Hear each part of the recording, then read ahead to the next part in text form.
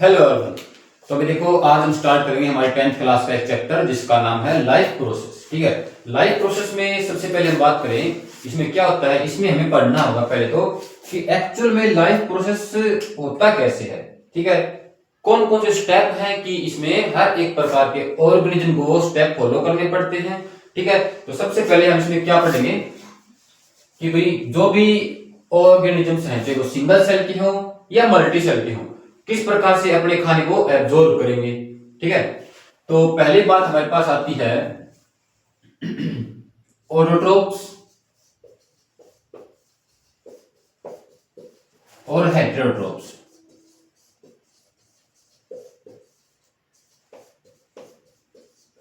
ये इस टॉपिक में मेन चीजें होगी। ठीक है, इसमें क्या है कि ऑटोट्रोप्स क्या होते हैं, वो ऑर्गेनिजम्स जो अपना खाना अपने खुद के द्वारा ही फॉर्म कर सकते हो, वो कहलाते हैं ऑटोट्रोप्स।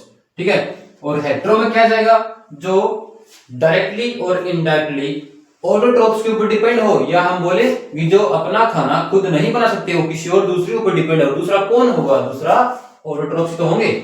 ठीक है, अब इसमें हम बात करें, देखिए पहली बात तो ये है कि अगर मान लीजिए हमारे पास कोई भी एक सिंगल सेल का ऑर्गेनिज्म है, इसको अगर किसी प्रकार से इसको न्यूट्रिशन चाहिए, ठीक है, तो न्यूट्रिशन का करेगा क्या, किस चीज में ये यूज होता है। ठीक है, किस कौन से फंक्शन परफॉर्म करने के इसको ये रिक्वायरमेंट होगी फूड की।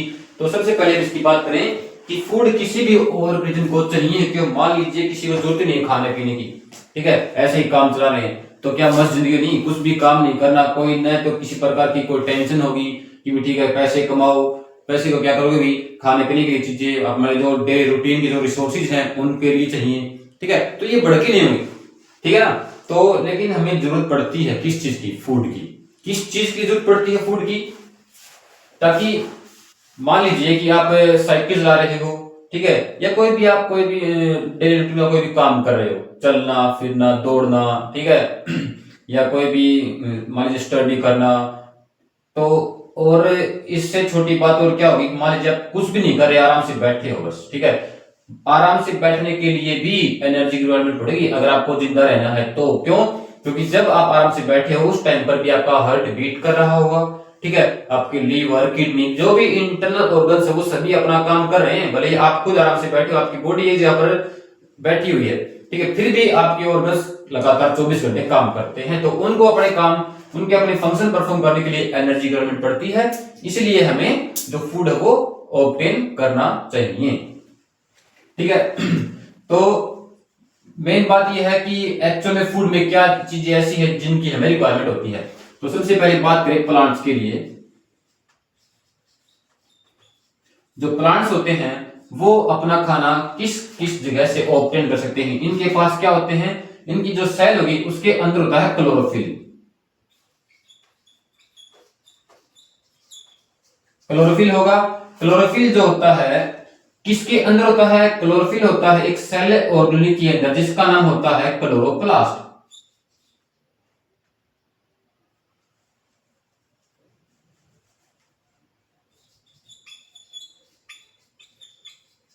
ठीक है, क्लोरोप्लास्ट नाम की एक सेल ऑर्गेनिल होगी जिसके अंदर क्लोरोफिल होता है, और इसका कलर ये होता है ग्रीन। नॉर्मली जो प्लांट्स हमारे आसपास है उनमें ग्रीन कलर का क्लोरोफिल होता है, जो जिसको हम बोल सकते हैं कि कलर के लिए ये पिगमेंट प्लांट में मिलेगा। जिसका फंक्शन क्या होगा, हम यही बात करें इसकी, इसका फंक्शन होता है जो सनलाइट होती है उसको एब्जॉर्ब करने के लिए, सनलाइट को एब्जॉर्ब कर लेंगे, उसको ट्रैप कर लेंगे अपने अंदर। ठीक है, तो क्लोरोफिल के अलावा उनको क्या चाहिए, इनको चाहिए सनलाइट, धूप। ठीक है, इसके अलावा क्या चाहिए, इनको चाहिए पानी, इसके साथ साथ CO2। ठीक है, ये चीजें इनके लिए बहुत ज्यादा नेसेसरी हैं अगर इनको अपना खाना बनाना है तो। अब मान लीजिए खाने की बात आई, खाने के लिए क्या बनाएंगे, मान लीजिए बर्गर पिज्जा चाउमीन मोमोज और पता नहीं क्या क्या एंड जो चीजें हैं। ठीक है, तो मान लीजिए कि इनको ये तो चाहिए नहीं है, ये भी नहीं है कि आप मान लीजिए आप शाम को जब भी आपने खाना पीना किया तो बस क्या मान लीजिए कि बाहर अपने घर के बाहर के नीम का पेड़ उसको खाना खिलाया, ऐसा भी नहीं करते। तो क्या करते हैं ये प्लांट दिन के टाइम में जब धूप निकलती है उस टाइम पर इनके अंदर जो लीफ हैं उस लीफ के अंदर कुछ स्पेशल सेल्स होती हैं, ठीक है। और इन्हीं सेलों के अंदर क्या होता है, क्लोरोप्लास्ट नाम की एक सेल ऑर्गेनी होती है और वो क्लोरोप्लास्ट क्या करता है, उसके अंदर क्लोरोफिल नाम का एक पिगमेंट है जिसके कारण इस लीफ का कलर ग्रीन हो गया, ठीक है। ये क्या करेगा, जैसे ही धूप आई, धूप आने के कारण इसने सनलाइट को अपने अंदर एब्जॉर्ब कर लिया, ठीक है। एब्जॉर्ब कर लेगा सनलाइट को और एब्जॉर्ब करने के बाद क्या करेगा, ये उस लाइट एनर्जी को कन्वर्ट करेगा। किसमें कन्वर्ट करेगा, बिजली नहीं, बिजली बनाएगा। ये क्या करेगा, उस लाइट एनर्जी को केमिकल एनर्जी में कन्वर्ट करके स्टोर कर लेगा और उससे क्या करेगा, H2O को ब्रेक करने में हेल्प करेगा, ठीक है। तो H2O को तोड़ने में क्या बनेगा, H2 और O2 गैस बनेगी, ठीक है। जिस H2 और O2 को ये यूज कर लेगा अपने कुछ कार्बोहाइड्रेट्स बनाने के लिए, ग्लूकोज बनाने के लिए इस्तेमाल कर लेगा और जो बची हुई O2 होगी वो बाहर निकाल देगा जिसको हम यूज करते हैं और उसके साथ साथ CO2 का भी रिडक्शन करवा के कार्बोहाइड्रेट फॉर्म करने में यूज कर लेगा, ठीक है। तो ये चीजें इसके लिए नेसेसरी होती हैं। इसके अलावा हम बात करें, मान लीजिए कि अक्सर होता है कि आपके घरों में खाना ज्यादा बन जाता है, कभी भी ज्यादा बन गया तो उसको यूज नहीं कर पाते, जिनको खाना उन्होंने खा लिया, ठीक है। उसके अलावा फिर भी बच गया, ठीक है। तो मान लीजिए कि सारा सारा खाना वो आपको खिला दिया गया, आपके अंदर बहुत सारा फूड स्टोर होगा, फिर तो उसको आप किसी न किसी फॉर्म में कन्वर्ट करके आपकी बॉडी में कहीं फैट के रूप में स्टोर कर लेते हो, ठीक है। लेकिन बोलते हैं फैट के रूप में स्टोर हुआ, उसका अपना पर्टिकुलर नाम है किस रूप में जो फूड स्टोर होता है। तो बात करें प्लांट की, प्लांट के अंदर जो खाना बनता है उसको एट ए टाइम पर यूज नहीं करता, उसको किसकी फॉर्म में स्टोर करता है, स्टार्च की फॉर्म में, ठीक है। स्टार्च एक कंपाउंड है, ठीक है, ग्लूकोज का ही, इसके रूप में इसको अपने अंदर स्टोर कर लेगा, जब भी रिक्वायरमेंट होगी तो इसको यूज करता रहेगा, ठीक है। और ये प्लांट की बात थी। इसके साथ साथ इसको कुछ एसेंशियल न्यूट्रिएंट्स चाहिए होते हैं जो कि अपने अंदर बहुत कम बनते हैं, प्लांट के अंदर बहुत कम बनते हैं, लेकिन बाकी न्यूट्रिएंट्स वो सोइल से एब्जॉर्ब करता है रूट के द्वारा, ठीक है। तो वो न्यूट्रिएंट्स बहुत याद रखने हैं, बहुत ही इंपॉर्टेंट न्यूट्रिएंट्स हैं। एक तो इनमें होता है नाइट्रोजन, एक होता है इसमें फॉस्फोरस, एक इसमें होता है आयरन, Fe इसका सिंबल, और एक लास्ट होता है इसमें मैग्नीशियम। ये चारों के चारों बहुत ही ज्यादा जरूरी न्यूट्रिएंट्स हैं प्लांट की ग्रोथ डेवलपमेंट के लिए, ठीक है। और इन चारों में से मोस्ट कॉमन हम देखें सबसे ज्यादा जरूरी कौन होता है, नाइट्रोजन होता है, ठीक है। नाइट्रोजन जो है प्लांट को ये जो यूरिया डालते हैं खेतों के अंदर, जो भी मान लीजिए हमने गेहूं बाजरा जो भी कुछ भी क्रॉप ग्रो करा रखी है उसके अंदर हम यूरिया डालते हैं, डीएपी भी डालते हैं, उसके अंदर भी नाइट्रोजन ही होता है एक प्रकार से, ठीक है। तो यूरिया किस फॉर्म में प्लांट एब्जॉर्ब करते हैं, नाइट्राइट और नाइट्रेट की फॉर्म में। नाइट्राइट क्या होते हैं, नाइट्राइट का फॉर्मूला होता है NO2 माइनस और नाइट्रेट का होता है NO3 माइनस, ठीक है। इनकी फॉर्म में प्लांट एब्जॉर्ब कर लेते हैं नाइट्रोजन को। इसके अलावा कुछ अमाउंट में जो सोइल है प्लांट के आसपास वो सोइल नाइट्रोजन को कन्वर्ट कर देती है और वो गैस की फॉर्म में हो जाता है, और जो नाइट्रोजन गैस की फॉर्म में एटमॉस्फेयर में घूमेगा ना उसको सिंपल क्लोरोफिल या फिर जो स्टोमेटा लीफ के अंदर होते हैं गैस का एक्सचेंज करने के लिए वो इनको यूज कर लेंगे, ठीक है। स्टोमेटा की बात हम एक्चुअल में अलग से समझेंगे, इस टॉपिक में नहीं समझेंगे उसको, ये सिर्फ बात फूड के लिए है। तो इन चीजों का यूज करके प्लांट अपना फूड बनाएंगे, स्टार्च के रूप में अपने अंदर स्टोर कर लेंगे, ठीक है। और क्या करेंगे फिर स्टार्च का या फूड का, ये करते हैं अपनी खुद का डेवलपमेंट, हाइट बढ़ाते हैं प्लांट अपनी, नई रूट्स ग्रो करवाते हैं, नई सूट सिस्टम ग्रो होता है, बल्कि ऊपर जो स्टेम आती है उनको ग्रो करवाएंगे फ्लावर्स के लिए, और फ्लावर के बाद फ्रूट बनने के लिए भी इसी प्रकार से फूड को स्टोर करके यूज करते हैं। जो फूड फ्रूट जो उसके अंदर ईटेबल पार्ट होता है ना उसको इसी प्रकार से बना के स्टोर करते हैं उनके अंदर, ठीक है। ये बात सिंपल बेसिक सी नॉलेज थी प्लांट के लिए, इसीलिए इनको बोलते हैं ऑटोट्रोफ्स, क्योंकि इनको हमने कुछ भी हम इनको कुछ नहीं देते। ये नहीं है कि हमें मान लीजिए कि सूरज जो है हमारे लिए होता हो, नहीं, प्लांट सोचते हैं कि जो भी इनके पास अपने आप सोर्स ये जुटा सकते हो, जैसे मान लीजिए सनलाइट आई, इनको ने यूज कर लिया, ये नहीं कि हमने सूरज को उगाया है, नहीं, अपने आप आया है, हमारा कोई हिस्सा इसके अंदर, इन्होंने यूज करी सनलाइट को। उसके अलावा क्लोरोफिल के पास खुद के पास इनबिल्ट सिस्टम है। मान लीजिए पानी और CO2 भी हम इनको स्पेशली नहीं दे रहे, वो बात लगा आपने प्लांट ग्रो करवा रखे हैं, आप उनकी केयर करते हो, अच्छी बात है, करनी चाहिए।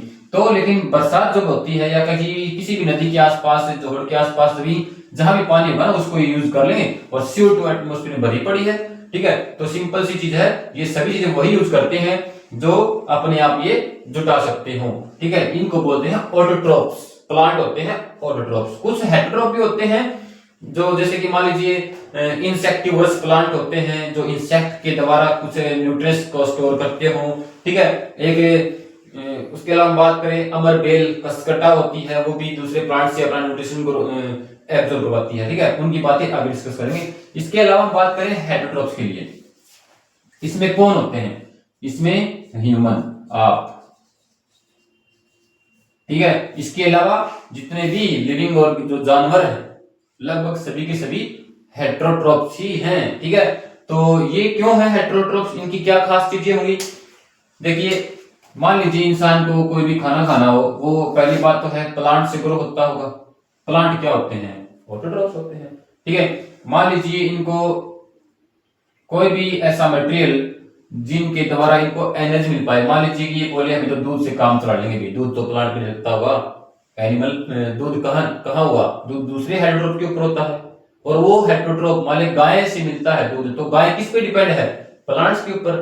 तो हमने ये बात पहले की थी, डायरेक्टली और इनडायरेक्टली जो हेटेरोट्रोप्स हैं वो ऑटोट्रोप्स के ऊपर डिपेंड है। तो गाय किसके ऊपर डिपेंड हुई? प्लांट्स के ऊपर डिपेंड हुई। प्लांट्स क्या हैं? ऑटोट्रोप्स हैं। तो इसका मतलब इंसान किसके ऊपर डिपेंड हुआ? प्लांट्स के ऊपर डिपेंड हुआ, ठीक है। इसलिए जो भी जानवर अपना खाना खुद न बना के किसी दूसरे के ऊपर डिपेंड हो या ऑटोट्रोप्स के ऊपर डिपेंड हो, उनको बोलते हैं हेटेरोट्रोप्स, ठीक है। तो मान लीजिए इस इंसान ने बहुत सारा खाना खा लिया और अपने अंदर फूड को स्टोर कर लेगा। मान लीजिए उसी टाइम पर इसको रिक्वायरमेंट नहीं है एनर्जी की, तो अगर रिक्वायरमेंट उसी टाइम पर नहीं है तो उसको अपने अंदर स्टोर कर लेगा, जिस प्रकार से प्लांट ने स्टोर किया था स्टार्च की फॉर्म में, ठीक है। तो ये भी अपने अंदर किस फॉर्म में स्टोर करेगा? ग्लाइकोजन की फॉर्म में। ग्लाइकोजन की फॉर्म में अपने स्टोर कर लेगा, और जब रिक्वायरमेंट होगी तब उसमें से धीरे धीरे करके एनर्जी को यूज करता रहेगा, ठीक है।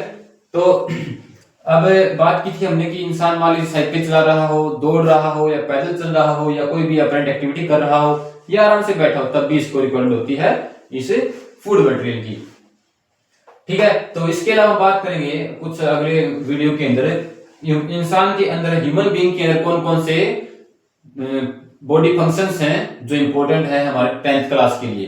पहला आता है हमारे पास डाइजेस्टिव सिस्टम, सेकंड हम करेंगे रेस्पिरेटरी सिस्टम, उसके बाद हमारा आता है ट्रांसपोर्टेशन, और लास्ट में हमारे पास आएगा एक्सक्रीटरी सिस्टम। ये तीनों चारों टॉपिक इसके लिए बहुत इंपॉर्टेंट है, और बोर्ड में मान लीजिए इन चार टॉपिकों में से ही क्वेश्चन बहुत ज्यादा पूछे जाते हैं।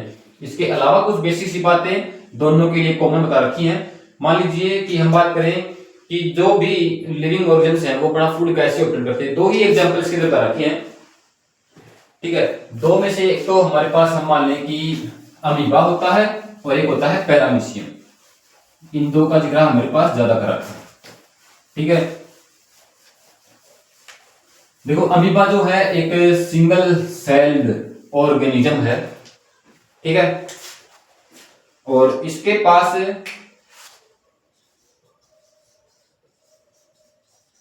कोई भी स्पेसिफिक फंक्शन के लिए स्पेसिफिक ऑर्गन नहीं है, ठीक है। मान लीजिए हम जो भी फूड हम इनहेल करते हैं, हमारे पास स्पेसिफिक स्पॉट है खाने को इनहेल करने, हमारे पास माउथ है, उसको हम अच्छे प्रकार से च्युइंग कर सकते, चबा सकते हैं, लेकिन अमीबा के पास ऐसा कोई बॉडी के अंदर कोई पार्ट नहीं होता, ठीक है। इसकी जो शेप है वो आप बिल्कुल राउंड बनाओ, ठीक है, इरेगुलर बनाओ, किसी प्रकार की आप इसकी शेप बना सकते हो, ठीक है। इसमें क्या होगा, मान लीजिए हमने इसके अंदर ये हो गया इसका वैक्यूल, ठीक है। तो इसकी हम बात करें किस प्रकार से अपने खाने को एब्जॉर्ब करेगा।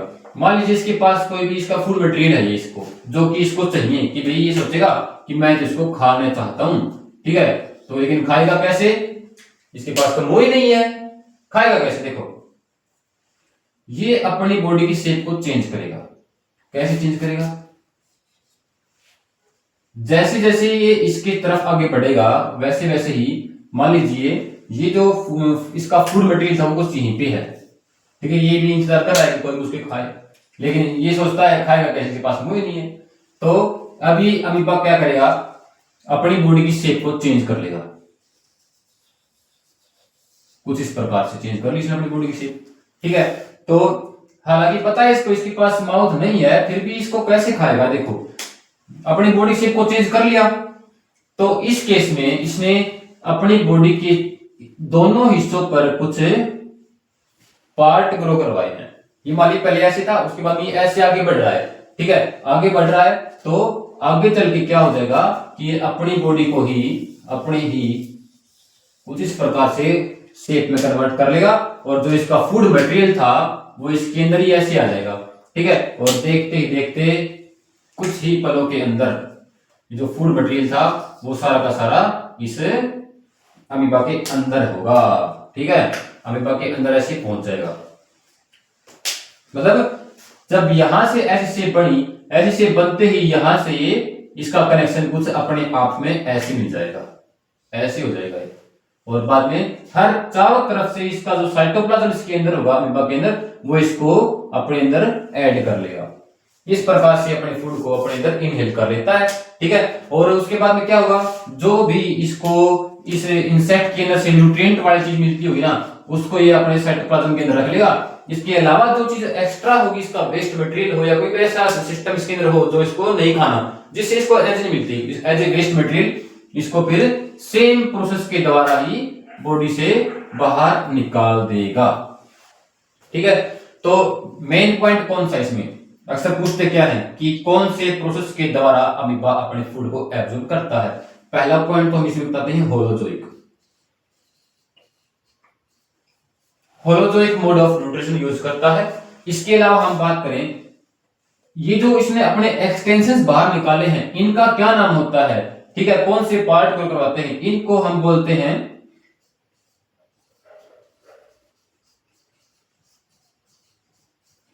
सूडोपोडिया, मतलब कि फॉल्स फीट। फॉल्स फीट का मतलब क्या हुआ, जो इसके जो पैर टाइप में बाहर निकले हैं, इनको बोलते हैं फॉल्स फीट, और इसी का मीनिंग होता है सूडोपोडिया बायोलॉजिकल लैंग्वेज के अंदर। ठीक है, तो इसको हम ऐसे याद करेंगे कि अमीबा जो है पहले नॉर्मल है, बाद में साइज को बढ़ाएगा और इसके चारों तरफ में घूम के उसको अपने अंदर ऐड कर लेगा, और इसी प्रकार से इसके अंदर जो वेस्ट मटेरियल होगा उसको सेम प्रोसेस से बाहर निकाल देगा। इसके पास जो बाहर एक्सटेंशंस बनी थी उनका नाम होता है सूडोपोडिया। ठीक है, ये होता है अमीबा के अंदर। ठीक है, और कमाल की बात ये है ये होता है सिंगल सेल का।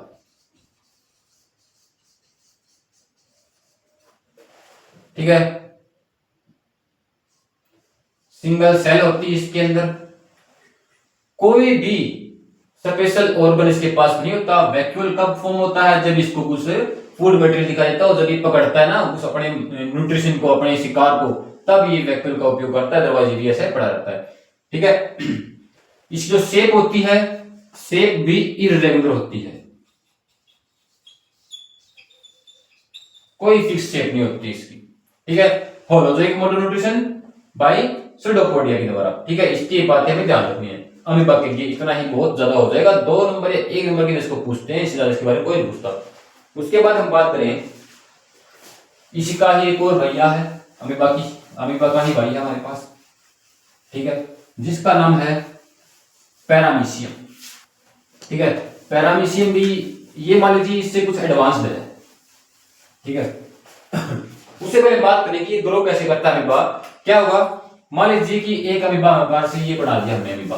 ठीक है, अपने खुद की ही साइज को पहले बढ़ाएगा, उसके बाद अपने ही अंदर है, अगर मान लीजिए इसके अंदर जो भी साइटोप्लाज्म है, जो भी सेल ऑर्गन इसके अंदर हो, उसी को कुछ 2 पार्ट में डिवाइड करने की कोशिश करेगा। ठीक है, और खुद का इस साइटोप्लाज्म को भी अलग अलग हिस्सों में कन्वर्ट करके खुद भी 2 हिस्सों में कन्वर्ट हो जाएगा, अपने आप डिवीजन हो जाएगा इसके अंदर। ठीक है, 2 पार्टों में कन्वर्ट हो जाएगा। तो इस प्रकार से मान लीजिए ये इसकी मेन पेरेंट बॉडी थी, इससे बन गई 2 अलग अलग ऑर्गेनिज्म फॉर्म हो गए, जो कि दोनों ही आइडेंटिकल होते हैं अमीबा के ही। ये भी सेम प्रोसेस के द्वारा ही बाद में ग्रो करेंगे, न्यूट्रिशन लेंगे, वही सूडोपोडिया बनाएंगे। ठीक है, होलोजोइक यूज करेंगे, बातें सारी सेम होगी। हालांकि इस टॉपिक की बात हम करेंगे जो हमारा चैप्टर है ना हाउ डू ऑर्गेनिज्म रिप्रोड्यूस बड़ा, उसमें बातें आती है। इसके अलावा बात करें तो एक इसका भैया क्या नाम था उसका, पैरामीशियम, प्लाज्मोडियम लिख रहा था, पैरामीशियम।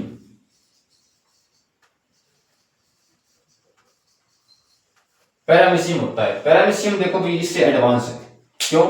क्योंकि अमीबा के पास कोई ऑर्गन नहीं था, पेट नहीं था, मुंह नहीं था, खाने को हजम करने के लिए कुछ डाइजेस्ट सिस्टम नहीं था, ठीक है, सोचने के दिमाग में तुम वो तो तुम्हारे पास भी नहीं है एक्चुअली। तो क्या होगा देखो, पैरामीशियम जो होगा इसके पास जो बॉडी की शेप है वो फिक्स शेप होगी, ठीक है। इसके पास क्या होंगे, सिलिया होंगे। सिलिया क्या होते हैं, सिलिया, सिलिया का मतलब पहले इसकी शेप देखिए कैसी होती है इसकी शेप। मान लीजिए ये कुछ इस प्रकार से इसकी शेप होती है, ठीक है, कुछ इस प्रकार का ये होगा, इसके ऊपर सिलिया होते हैं। सिलिया मतलब कुछ हेयर लाइक स्ट्रक्चर इसके पास मिलेंगे बॉडी के ऊपर बहुत सारे, ठीक है। इनकी हेल्प के द्वारा ये मूवमेंट करता है, ठीक है ना। जो सिलिया होंगे उनके द्वारा ये मूवमेंट करेगा, आगे पीछे जाना आना घूमना फिर सारे काम करेगा। ये मान लीजिए इसकी यहां से ओपनिंग है माउथ के लिए, तो मतलब इसके पास पर्टिकुलर स्पॉट होगा, स्पॉट टू गेट फूड, अपने फूड को इनहेल करने के लिए पर्टिकुलर जगह भी होगी। इसके पास अच्छे प्रकार से अमीबा से डेवलप्ड जो सेल और ब्लिज है, वैक्यूल वगैरह हो गया, साइटोप्लाज्म जो होते हैं वो इसके पास मिलेंगे, ठीक है। दूसरी बात हम बात करें, ये जो हमारा पैरामीशियम है ये पर्टिकुलर माउथ के द्वारा ही, मान लीजिए इसको कोई भी न्यूट्रिशन चाहिए होता हो तो वो इसी बॉडी के पार्ट से ही एब्जॉर्ब करेगा, और इसी बॉडी के पार्ट से ही अगर इसके अंदर कोई वेस्ट मटेरियल बनता हो तो उसको एक्सक्रीट कर देगा, ठीक है। मूवमेंट ये आराम से कर लेगा अपनी बॉडी के द्वारा ही, सीलिया के द्वारा इसकी घूमना फिरना हो जाएगा। लेकिन अमीबा नॉर्मली एक जगह से अगले जगह पर पहुंचना हो तो इसको सूडोपोडिया फॉर्म करने पड़ते थे, इसके साथ ऐसा कुछ नहीं होता, ठीक है। बाकी चीजें क्या है, दोनों ही क्या है, यूनिसेलुलर हैं, दोनों ही यूनिसेलुलर हैं, ठीक है। और खुद अपना खाना नहीं बनाते तो दोनों ही क्या है, हेटेरोट्रोप है, दोनों ही हेटेरोट्रोप्स हो जाएंगे, ठीक है। तो इनके लिए हम यही बातें करते हैं। उसके अलावा हम बात करें कुछ प्लांट्स के लिए दोबारा से, जो हमारे होलोट्रोप्स थे, जो बहुत ही बार क्वेश्चन एग्जाम में पूछा जा चुका उसके बारे में। तो कौन कौन से स्टेप्स होते हैं प्लांट के लिए कि वो अपना फूड फॉर्म कर ले। पहला पॉइंट, सबसे पहले क्या करेंगे, वो एब्जॉर्ब करेंगे, किसको एब्जॉर्ब करते हैं, सनलाइट को, ठीक है। सेकंड पॉइंट, वो सनलाइट को एब्जॉर्ब कर लेंगे, ठीक है। उसके बाद convert light energy into chemical energy, light energy को केमिकल एनर्जी में कन्वर्ट कर देंगे, ठीक है। और इसका उपयोग किस में करेंगे, इसे लाइट एनर्जी को कन्वर्ट करके केमिकल में वो क्या करते हैं, जो इनके पास जो H2O होता है इससे ये हाइड्रोजन गैस और ऑक्सीजन गैस को बनाने में इस्तेमाल करते हैं, ठीक है। अब इसके अंदर मान लीजिए जो H2 और O2 बने ना, इन दोनों का इसमें किसमें करेंगे, कार्बोहाइड्रेट्स फॉर्म करने के लिए, और इसके साथ साथ जो O2 बचेगी ना उसको भी बाहर निकाल देंगे, ठीक है। थर्ड पॉइंट में क्या आएगा, ये करवाते हैं रिडक्शन करवाते हैं, किसका, reduction of CO2 to carbohydrates,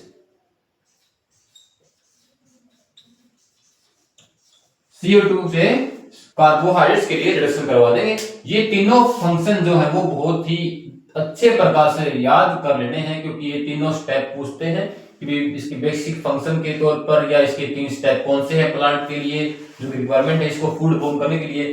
ठीक है, ये तीनों बात इसकी याद करनी है। इसके साथ साथ हम बात करें स्टोमेटा के बारे में कि किस प्रकार से गैस का एक्सचेंज करता है। मैंने बात की ना, H2 और O2 गैस बनती है, O2 को बाहर निकाल देता है, CO2 को एब्जॉर्ब करता है रिएक्शन करवाने के लिए। तो क्या होता है स्टार्टिंग में हम बात करें तो जो स्टोमेटा है कुछ इस प्रकार से फूले हुए होंगे पूरे प्रकार से। ठीक है, और इसके लिए मान लीजिए कि ये इसकी हमने बना रखी है लीफ है, ये पूरी पूरी लीफ के अंदर हमने इसके स्टोमेटा जो थे वो देखे हैं। ठीक है, ये कोई भी लीफ है, लीफ के अंदर स्टोमेटा है। तो जो बीच में जो जगह बनी हुई ना, ये इसको बोलते हैं स्टोमेटल पोर। ठीक है, और ये जो बीन शेप जो राजमा होता है ना, उसकी शेप की जो सेल है दो, इनको हम बोलते हैं गार्ड सेल। ठीक है, गार्ड सेल ही मेन रोल प्ले करती है इसके अंदर। कैसे, मान लीजिए प्लांट ने रात भर में रूट के द्वारा वाटर एब्जॉर्ब कर करके अपने लीफ में जमा कर लिया है, सारे सारे लीव्स में जो गार्ड सेल है उनके अंदर पानी को भर दिया। ठीक है, तो जैसे ही गार्ड सेल अपने अंदर पानी को स्टोर कर लेगी ना, वाटर को स्टोर करने के बाद पानी को एब्जॉर्ब करेंगी, और एब्जॉर्ब करने के बाद में क्या हो जाएंगी, ये स्वेल अप हो जाएंगी, मतलब ये प्रकार से फूल जाती है, और फूलने के बाद भी इनके बीच में एक गैप बन जाएगा। ठीक है, गैप बन गया, और गैप बनने के बाद क्या हुआ, जैसे ही सनलाइट जो है इनके ऊपर गिरेगी, सनलाइट इनके ऊपर गिरी, ठीक है, सनलाइट गिरने के बाद क्या होगा, जो पानी गार्ड सेल के अंदर स्टोर था, या मान लीजिए जो पोर्स थे उनके अंदर से जो पानी के एज ए मॉइस्चर या वेपर के रूप में पानी ऊपर फ्लो होना स्टार्ट, H2 जो है वो गैस के रूप में बाहर निकलना स्टार्ट होगा। ठीक है, आपने इसकी एक्टिविटी भी की होगी। मान लीजिए कि पहले कि आपके पास कोई गमला है, ठीक है, उस गमले में कोई प्लांट आपने ग्रो करवा रखा हो, ठीक है, उसको आप यहां से तोड़ दीजिए, मतलब काट दिया। उसके बाद इसके ऊपर कट करने के बाद में इसको आपने किसी प्लास्टिक के थैली से ढक दिया, और बाद में आप देखोगे ना तो इसके ऊपर रात रात में ही एक पानी की ड्रॉप आपको इसमें दिखाई देगी। अगर आप इसको अच्छे से बांध दिया, बाहर का एनवायरमेंट से दूर कर दिया, तो इसके ऊपर पानी की बूंद या ओस इसके अंदर आ जाएगी। ठीक है, और वो ओस जो है हम क्या समझेंगे, कहां से आएगी, इसके अंदर वेपर जमा हो मिलेंगे हमें, कहां से आएंगे वो, इसके अंदर जो रूट थी ना, उन रूट ने पानी को एब्जॉर्ब कर करके ऊपर पहुंचाया था। और इनको क्या पता, ऊपर तो लीफ ही नहीं है, लेकिन पानी ऊपर जा रहा है जाइलम फ्लोएम के द्वारा, वो पानी हमें कुछ यहाँ पर एक एज ए वाटर ड्रॉप के रूप में दिखाई देगा। ठीक है, तो इसी प्रकार से जो पानी है वो इनके अंदर स्टोर रहता है, और बाद में धूप गिरेगी ना, तो धूप गिरते ही पानी वेपर की फॉर्म में उड़ेगा। इसके साथ साथ यही इसी जगह से क्या होगा, जो O2 है वो बाहर निकलेगी। ठीक है, O2 रिलीज हो जाएगी, और जो CO2 इन्वायरमेंट के अंदर होती है वो क्या करेंगे, एब्जॉर्ब्ड हो जाएगी। CO2 को अंदर खींच लेंगे और O2 को बाहर निकाल देंगे। अब इसी के द्वारा क्या हमने पहला पॉइंट पढ़ा था कि सनलाइट को एब्जॉर्ब कर लेंगे।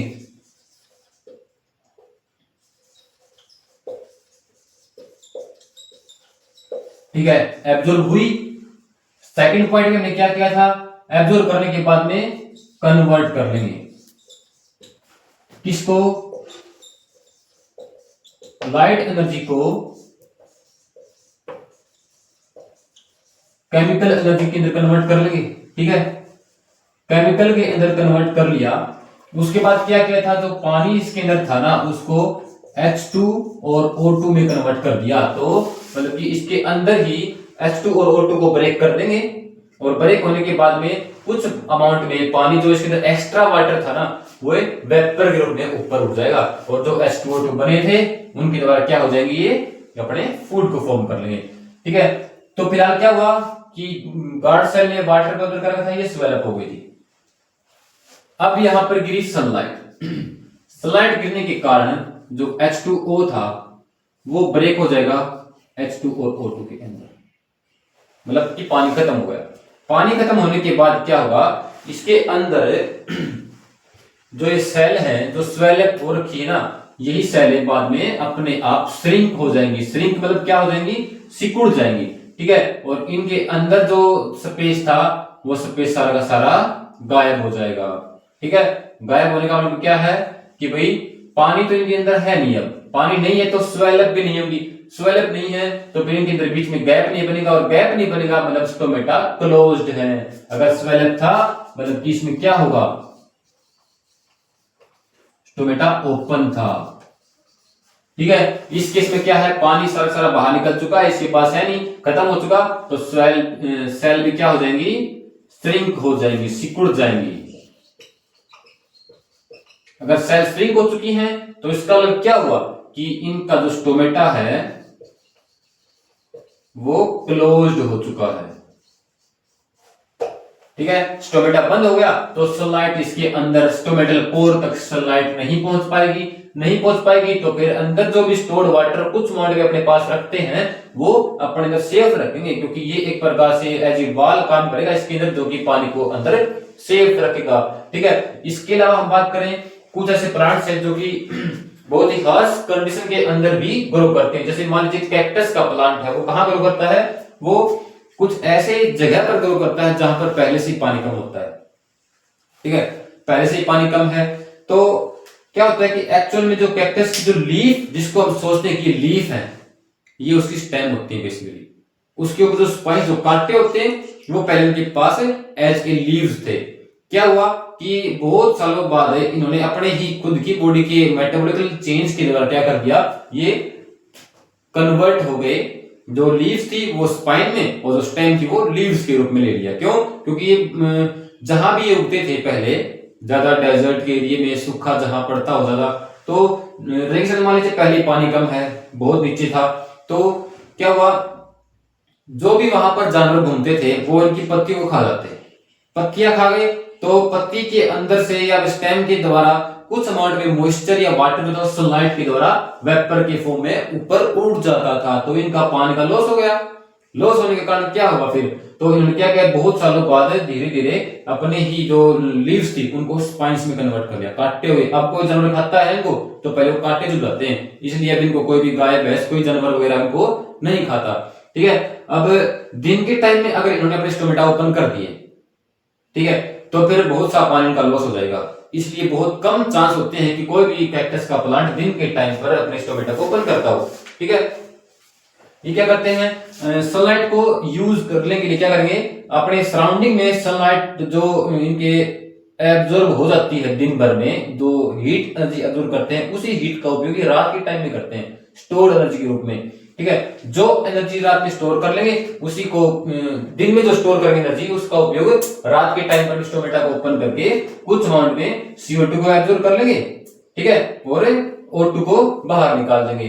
ठीक है, इसके साथ इसके द्वारा भी कुछ अमाउंट में वाटर का लॉस होता है इनके अंदर से, जबकि रात में करते हैं फोटोसिंथेसिस। ठीक है, तो उस प्रकार से अपना खाना फॉर्म करते हैं। और पहले इनके पास पानी कम था, ऊपर से सनलाइट के द्वारा पानी का लॉस बहुत ज्यादा हो जाएगा, इसलिए रात के टाइम पर जो यूज करते हैं अपने फोटोसिंथेसिस के प्रोसेस को। ये फोटोसिंथेसिस के लिए जो ये हमारे तीनों पॉइंट थे बहुत इंपॉर्टेंट है। ठीक है, इनको बहुत ध्यान से समझेंगे। रिडक्शन करवाते हैं किसकी, CO2 टू कार्बोहाइड्रेट्स, ये तीनों पॉइंट बहुत इंपॉर्टेंट हैं।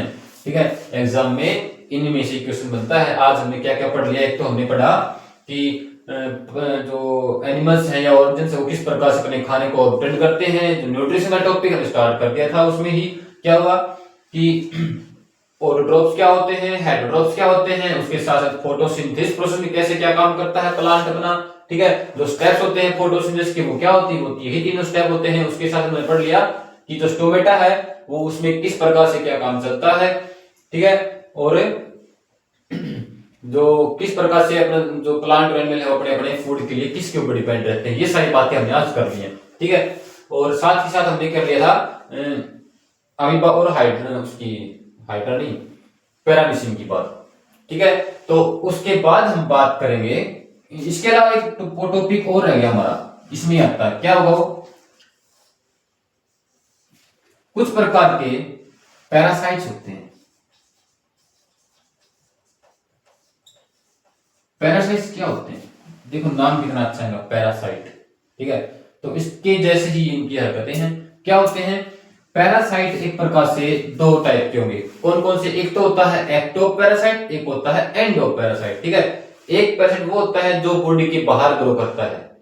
ठीक है, आपने देखा कि एक बार जो जानवर हैं, गाय भैंस वगैरह हो गए, या फिर डॉग्स होते हैं, या फिर जो घरों में जो लोग बहुत दिनों तक नहाते नहीं है, उनके सिरों में जुएं, ढेरे वगैरह, या फिर जो जानवर होते हैं ना, उनकी बॉडी के ऊपर भी कुछ ऐसे इंसेक्ट ग्रो कर जाते हैं। ठीक है, जैसे टिक्स लिक्स वगैरह। ठीक है, तो वो सारे आते हैं पैरासाइट के अंदर। उसके अलावा दूसरे हम बात करें जो बॉडी के अंदर होते हैं। ठीक है, तो उनको जो बोलते हैं ना, पेट में कीड़े वगैरह, डॉक्टर बोलते हैं ऐसे कुछ, तो उनको बोलते हैं, वो भी पैरासाइट होते हैं एक प्रकार के, जो पर्टिकुलरली किसी दूसरे एनिमल के ऊपर डिपेंड करें, उनको बोलते हैं पैरासाइट। एक्टो पैरासाइट और एंडो पैरासाइट, इन दोनों पार्ट को ब्रीफली अगले वीडियो में देखेंगे। इनके सिर्फ नाम ध्यान रखने की बात। ठीक है, क्या करते हैं ये? एक प्रकार से मान लीजिए हमारे पास कसकटा है, हमारे बेल है, वो भी एक प्रकार का पैरासाइट ही है। ठीक है, तो ये अगर ये बिना ही अपने होस्ट को हार्म पहुंचाए, बिना ही नुकसान किए, मान लीजिए कोई भी जानवर हो, कोई भी एनिमल है, उसकी सेल के ऊपर किसी प्रकार के भी इंसेक्ट ने हमला बोल रखा हो। ठीक है, इसके अंदर से न्यूट्रिशन को एब्जॉर्ब करेगा ब्लड की फॉर्म में। मच्छर होते हैं वो एक प्रकार के पैरासाइट में, ये मान सकते हैं आप। ठीक है, तो इनके बॉडी से अंदर से न्यूट्रिशन को एब्जॉर्ब करेंगे। मान लीजिए किसी शरीर में ढेरे वगैरह है, ठीक है, तो क्या करेंगे, वो अपनी बॉडी के अंदर से न्यूट्रिशन लेते रहते लगातार। या फिर मान लीजिए हमारे शरीर में कई बार डैंड्रफ के रूप में जमा होती है फंगी। ठीक है, तो वो भी एक प्रकार से अपनी बॉडी से न्यूट्रिशन लेते हैं। अगर धूप में जाओगे तो वो अपने आप खत्म हो जाएगी, क्योंकि फंगी जो है वो जो ज्यादा ब्राइट एरिया जो धूप होती है उसमें ग्रो नहीं कर पाती। उनको बिल्कुल ड्राई रखेंगे बालों को तो वो आराम से खत्म हो जाएगी। ठीक है, अगर ज्यादा से ज्यादा आप धूप में रहते हो तो फंगस या जो डैंड्रफ बोलते हैं बिल्कुल भी नहीं होता है, ये बात ध्यान रखें। ठीक है, तो क्या होगा, ये हमारी बॉडी से न्यूट्रिशन लेते रहते लगातार। ठीक है, और अपनी बॉडी के ऊपर ही पड़े रहेंगे ऐसे ही, हमें बोझ नहीं लगता, आराम से पड़ो, हमें क्या ले जाना है ना। तो क्या हुआ कि अपनी बॉडी से न्यूट्रिशन लेते हैं, लेकिन इनसे हम मरते नहीं है। कोई भी ऐसा केस आज तक सुना होगा कि कोई किसी इंसान की मौत उसके सिर में ढेरे होने से हो गई। ठीक है, जो है सिर में ज्यादा थी इसलिए किसी बच्चे की मौत हो गई, ऐसा कभी नहीं सुनते। क्यों? क्योंकि वो हमें हार्म नहीं पहुंचाते, बस हमारे ही न्यूट्रिशन का कुछ परसेंट, कुछ मतलब 1% भी पूरा नहीं ले पाते होंगे, इतना ही वो न्यूट्रिशन लेते हैं और उनसे उनका काम चलता है। ठीक है, कई बच्चे सिर में ढेरे होते हैं तो बोलते हैं कोई बात नहीं, एक रोटी ज्यादा खा लेंगे, इनका भी घर बस जाता है। ठीक है, ऐसी ऐसी बातें बोल देंगे। ठीक है, लेकिन एक्चुअली क्या है, इनसे बीमारियां हो सकती हैं, इचिंग वगैरह हो सकता है इनसे। ठीक है, खुजली स्टार्ट हो जाएगी, उससे बाल झड़ना वगैरह स्टार्ट हो जाएगी, तो ये बाद में चल के आगे दिक्कत आ जाती है। ठीक है, तो इन बातों का ध्यान रखेंगे। इसके साथ साथ जो पैरासाइट होते हैं इनको एक दोबारा से एक्टो और एंडो के रूप में हम फिर से पढ़ेंगे। ठीक है, तो अगली वीडियो में हम स्टार्ट कर रहे हैं ह्यूमन बीइंग का डाइजेस्टिव सिस्टम। ठीक है, ह्यूमन बीइंग के लिए डाइजेस्टिव सिस्टम, इसको बहुत ही आराम से पढ़ेंगे, तसल्ली से। ठीक है, सबसे आसान चैप्टर लगेगा आपको बायोलॉजी का ये। ठीक है, बहुत से बोलते हैं कि इसमें से ऐसे ऐसे नाम आते हैं, हमें याद नहीं आता। एकदम सिस्टमेटिक तरीके से ऐसे सीक्वेंस में पढ़ेंगे कि कभी आप बोल नहीं पाओगे। ठीक है, तो अगली वीडियो हमारी वो डाइजेस्टिव सिस्टम के लिए होगी। ठीक है, तब तक लिए इसको रिवाइज करिए। बहुत ही बेसिक बातें थी जो कि लगभग 6th 7th 8th क्लास तक आ जाती हैं लगभग। ठीक है, अब जो नई चीजें होगी 10th क्लास के लिए वो ये होगा, इसमें हमारी जितनी बॉडी के पार्ट्स हैं जो फूड को एब्जॉर्ब करने के लिए और फूड को डाइजेस्ट करने के लिए यूज होते हैं, वो सब कुछ इसके अंदर पढ़ेंगे। ठीक है, तो तब तक इसको रिवाइज करिए, मिलते हैं अगले वीडियो में। ठीक है, थैंक यू।